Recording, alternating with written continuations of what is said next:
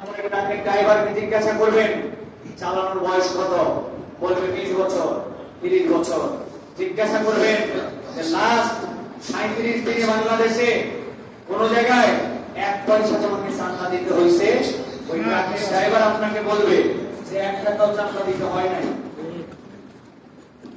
আর ওকে জিজ্ঞাসা করবেন উত্তরবঙ্গ থেকে ওই দক্ষিণবঙ্গ থেকে ঢাকা পরিবহন করতে হলে কত জায়গায় তাকে চাঁদা দিতে হতো। আপনি যদি এখন পর্যন্ত স্বাধীনতা খুঁজতে না পান, খুঁজে না পান, আপনি বৈষম্য তুলে কিছু অংশ ছিটাফোটা না পান, ট্রাকের ড্রাইভারের কাছে যান।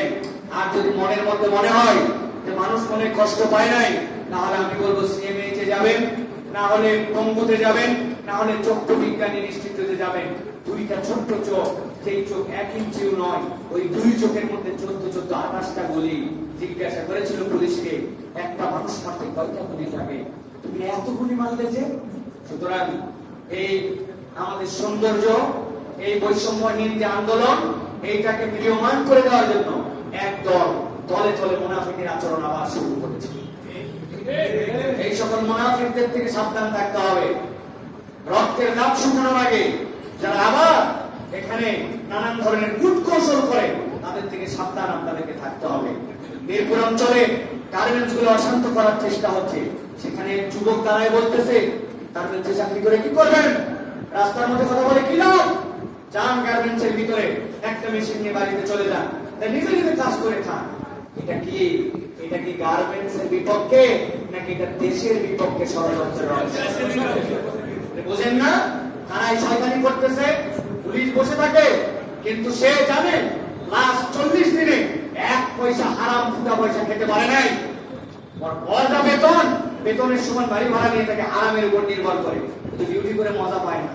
এই মজা আসতে সময় লাগবে একটু, কিন্তু ভুলে দেন নাই শহীদদের কথা। আমি এই জন্য বলেছি প্রত্যেক এলাকার যারা দায়িত্বশীল, আপনি আপনার ডিউটিটুকু পালন করেন, আপনারা আহতের তালিকা করেন। এই যে শহীদের ওই ছেলেটাকে আমি ভুল করে বলে ফেলেছি, বাবা আমার ভাই মারা গেছে, কথার উত্তর দিতে পারে না, কানতে লাগছে, আমার বাপ মারা গেছে। আপনি পুরো বাংলাদেশ ওকে দিয়ে দেন, পুরো বাংলাদেশের মালিক বানালাম, আর তোমার আব্বাকে তুমি ফেরত চাও কিনা? ও বলবে আমার আব্বাকে চাই। হ্যাঁ, ওই যে মানুষটা এত বড়, যেই সন্তানটাকে এখন করে কর্মে খাওয়াবে বা আশায় করে এখন বসে থাকে, সেই সন্তানটা থেকে চলে গেছে। ওনাকে বলেন তো পুরা দুনিয়া একদিক দিব আর আপনার সন্তানের রূপটা ফেরত দেবো, আপনি কি চান? উনি বলবে পুরা দুনিয়া চাই। আর আমরা নির্লজ্জের মতো দেখেছি যে ওই মেট্রো রেল নিয়ে কান্নাকাটি, বিটিভি নিয়ে কান্নাকাটি, আর এই মানুষের হৃদয়ে ব্যথার জন্য কান্নাকাটি ছিল না। এখনো আপনি যদি এই বাংলাদেশ পেয়ে আপনি 1.5 মাস কানাতে ভুলে যান, তাহলে আমাদের থেকে বড় নিমক খারাপ আর করতে না।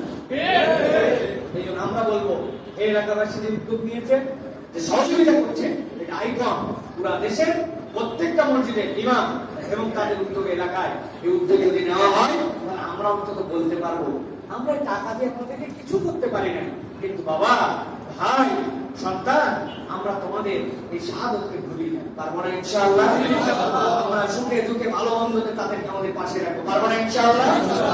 এই কার্যক্রমটি আমাদের এই যে দীপু ভাই সামনে আসতে চায় না, বেচারি অনেক উদ্যোগী মানুষ, এই যে আমাদের ভাইয়েরা ডাকে আর সহযোগিতা করেছেন, যে ডাক্তার সাহেব জীবনে দেখেন না আপনারা, দীপু ভাই ভাইকে আপনারা দেখেছেন, আর তারা বারবার আমাকে বলেছে ক্ষমতা আমার নাম বলবেন না ওখানে।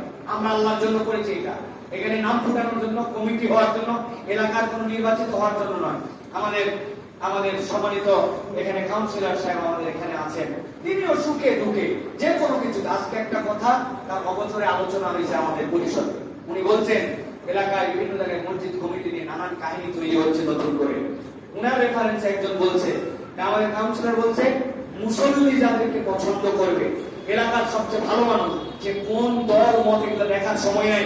এক দল চেঞ্জ হয়েছে, আরেক দলের লোক সব নামাজি না বেনামাজি, মুসল্লি চাই না কমিটি হয়ে যাবে, এত সস্তা নয়। দূর করে কোন দলের কাছে মাথা বিক্রি করে দেই না, এটা ওনার কথা। উনি বলছে যে মুসল্লি যাদেরকে ভালোবাসে তাদের পক্ষে এটা একটা ভালো মুসলমানের লক্ষ্য। আলহামদুলিল্লাহ।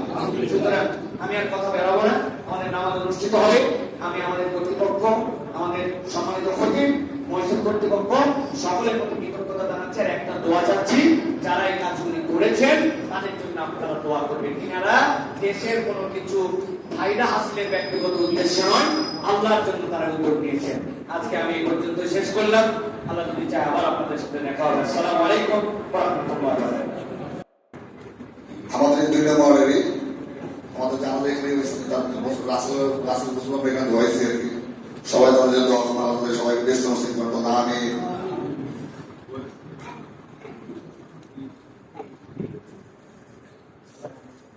আলহামদুলিল্লাহ।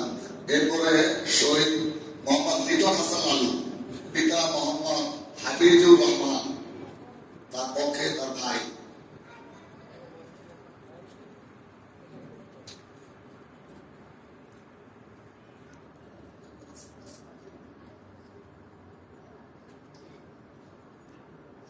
তারপরে জুলফিকার আহমেদ শাকিব, মাতা আয়েশা বেগম,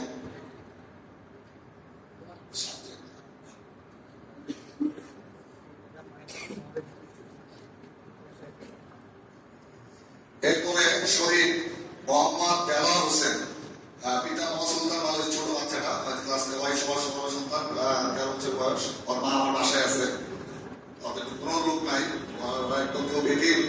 সবার জন্য জমা হবে এবং আমি সবার জন্য অনুরোধ করছি যে তাদের পরিবারকে জন্য সবাই একটু সাতাশা ছাত্র আর কি। মোহাম্মদ দেওয়ার হোসেনের ছেলে, আপনারা খেয়াল রাখবেন একটু, শেষ না, সে যেন বড় হতে পারে। রফিকুল ইসলাম আছে, আচ্ছা, এবং আমরা তার আমার উপস্থিত করার চেষ্টা করি ইনশাল্লাহ। এরপর আমাদের ইমন হোসেন আকাশ, পিতা মশিউর রহমান, ইমন হোসেন আকাশের মামা।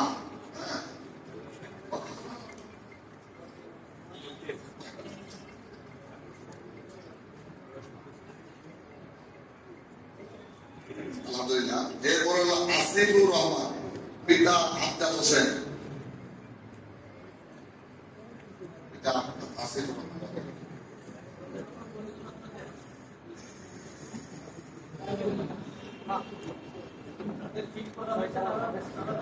করা হচ্ছে না। আল্লাহ আমরা দোয়া করি তোমার ছেলে সরকার করার আগে ছিল। এরপরে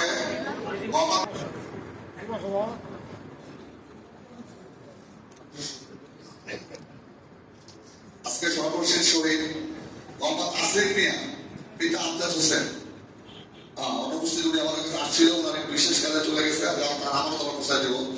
যাই হোক আলহামদুলিল্লাহ আজকের মতন আমাদের আজকের এই বৈষম্য বিরোধী ছাত্র জনতা প্রোগ্রাম এখানে শেষ করছি। আমরা এখন আমাদের দাঁড়াবো, সবাই একটু দাঁড়ান, একটু আমরা 2 মিনিট ফসল শেষে দিব। সবাইকে আসসালামু আলাইকুম ওয়া রাহমাতুল্লাহ।